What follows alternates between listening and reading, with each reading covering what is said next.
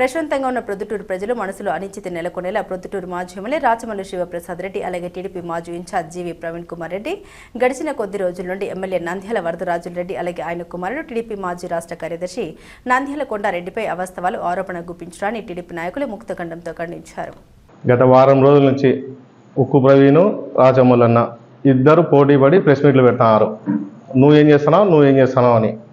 గతంలో ఇదే SS mall starting ముందు నుంచి ప్రవీణ్ కుమార్కి తెలుసు ఎవరిది ఇది అనేది, తెలియనట్టు నటిస్తున్నాడు.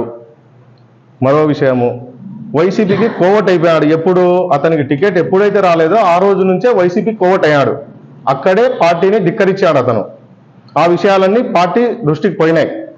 రెండో విషయము, నంద్యాల కొండారెడ్డి సార్ను అన్నకొండ అంటున్నావు. అన్నకొండ కాదు ప్రవీణ్ రెడ్డి, బంగారు కొండ. 30,000 మంది సైన్యం ఉన్నాం. ఆయన పెట్టిన విద్యాసంస్థల్లో, వరదారెడ్డి గారు పెట్టిన విద్యాసంస్థల్లో, పెద్దానకు కొండారెడ్డి సార్కు సంబంధించిన విద్యాసంస్థల్లో చదువుకున్న వాళ్ళము 30,000 మంది ఉన్నాం. పొద్దుటూరులోనే ఉన్నాం. జాగ్రత్త, నోరు అదుపు పెట్టుకొని మాట్లాడు. చిన్న పెద్ద లేకుండా నువ్వు మాట్లాడతావా? కొండారెడ్డి గారిని మాట్లాడే శక్తి అనేది.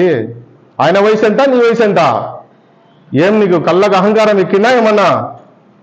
కోగటంలో వైసీపీకి చేసావు, టీడీపీకి చేసావు. నువ్వు కోగట ఎమ్మెల్యే, మన కమలాపురం ఎమ్మెల్యే గారు పుత్తా చైతన్య గారు సీఎం గారికి కంప్లైంట్ చేశారు. ఇతని అన్ని ఆధారాలతో సహా ఉన్నాయి, పొద్దుటూరులో ఉన్నాయి, ఆధారాలతో సహా ఉన్నాయి ఇతను ఏ పార్టీకి చేసింది. నువ్వు ముందు క్రమశిక్షణ నేర్చుకో. ప్రజలతో ఎట్లుండాలా, కార్యకర్తలు ఎట్లుండాలా, మనం ఏం మాట్లాడుతున్నాము, ఈ మాట ఎంత దూరం పోతుంది అనేది క్రమశిక్షణ నేర్చుకో ప్రవీణ్ రెడ్డి. మాకు పెద్దాయన కొండారెడ్డి సారు సమాజంలో గౌరవ మర్యాదలు ఎట్లుండాలా ఏమని నేర్పించాడు. మేము నేర్చుకున్నాం. నువ్వు రాజకీయాల్లో ఇంకా ఓనామాలు కూడా నేర్చుకోలే నాకు తెలిసి.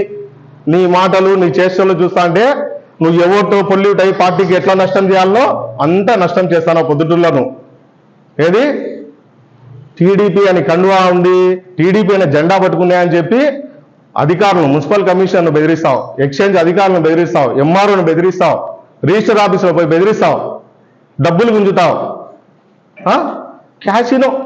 క్యాసినో నేను పోయి ఆడితే తప్పన్నా, కొండాడన్నా అని ఇట్లా కాళ్ళు చేతులు ఊపుతా మాడతానవే.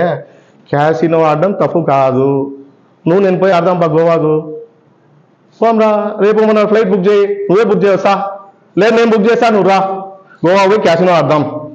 రాచమల్లు కానీ, మా పెద్దాయన కానీ, మా కొండారెడ్డి సార్ కానీ నిన్ను నన్ను తప్పు పట్టేద్దాం. వైసీపీలో కూడా పిలిచిపోదాం. ఇద్దరు ముగ్గురిని ఉండాలి కదా నీకు సమాసగాళ్ళు, పిలుచుకొని పోదాం. వీళ్ళు ముగ్గురు ఎవరైనా సరే తప్పు పట్టే అప్పుడు అడుగు. నువ్వేం చేసావు? క్యాసినో విషయంలో అమూల్ బేబీ మాదిరి మాట్లాడుతున్నావు. ఏమని? ఉమ్మా నాకు ఏం తెలియదు. నేను గోవా పోయి మంత్రులు వస్తారు, ఎమ్మెల్యేలు వస్తారు, రాజకీయ నాయకులు వస్తారు, పోలీసులు వస్తారు, హీరోయిన్లు వస్తారు. అన్నికంటావు ఎస్, అది అఫీషియల్ గా గోవాలో ఉంది. అలా జూదం ఆడచ్చు, మద్యం తాగచ్చు, ఏమైనా చేయొచ్చు బా. దాన్ని నువ్వు పొద్దుటూరులో ఏం చేశావు? యువతను, వ్యాపారులను, రైతులను ఊర్లలో బస్సులు పెట్టి పొద్దుటూరు నుంచి వారానికి 2 సార్లు 4 బస్సులు పోతాయి. గవర్నమెంట్ వస్తానే, నువ్వు గవర్నమెంట్ పార్టీ, తెలుగుదేశం పార్టీ కండువాడ్డం పెట్టుకొని గవర్నమెంట్ వస్తానే 40 కోట్లు ఇట్ట సంపాదించావు. నువ్వు ఏంది 250 మందిని టిప్పుకు పిలిచిపోతావు నువ్వు గోవాకు.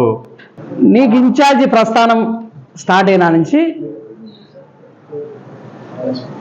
ఏదో చేసుకుంటా పోతున్నావు. మంచిగా మాకు కూడా ఫోన్లు చేసినావు. ఏనా ఎట్లుంది ప్రోగ్రామ్ అది అంటానా? మేము కూడా బాగుంది ప్రవీణ్, బాగా యాక్టివ్గా ఉన్నా చేయని చెప్తాను. నువ్వు ఇన్ఛార్జ్ ప్రవీణ్ వచ్చిన తర్వాత 2 నాయకులు పోగొట్టుకున్నాం మేము.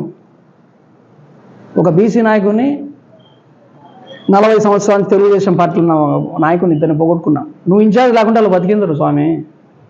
నందం సుబ్బయ్య బీసీ నాయకుడు, నంద్యాల వరదరాజుల గారి గుంపులో ఉన్నంత, వర్గంలో ఉన్నంత వరకు అతను ఒక బెదిరింపు కాల్ కానీ, ఒక ఫోన్ కాల్ కానీ, అతన్ని బెదిరించడం కానీ ఏ కాల్ లేదు, సందర్భమే లేదు. అతను ఈ గుంపులోంచి, ఈ వర్గంలోంచి నువ్వు తీసుకున్నావు. అతని ఆర్థిక పరిస్థితులను ఆసరాగా తీసుకొని ఒక బండి ఇస్తా నీకు, దూసుకోపో ప్రెస్ మీట్లీ రాచమల్లు శివప్రసాద్ రెడ్డి మీద నేనుండా నీ వెనకలన్నావు. ఆయన ఇచ్చిన 6 రోజులకు, 7 రోజులకు, 8 రోజులకు, 10 రోజులకు డమాల్ అయిపోయినాడు. అతను కొంత ఎక్కువ తక్కువ మాట్లాడడంతో ఇబ్బంది జరిగినాయి. చనిపోయినాడు. చంపినారు. వైఎస్ఆర్ మూకలు, దుండగులు చంపినారు.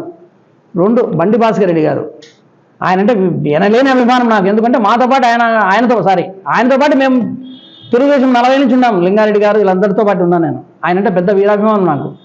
ఘంటసాలని ప్రేమతో పిలుస్తాడు.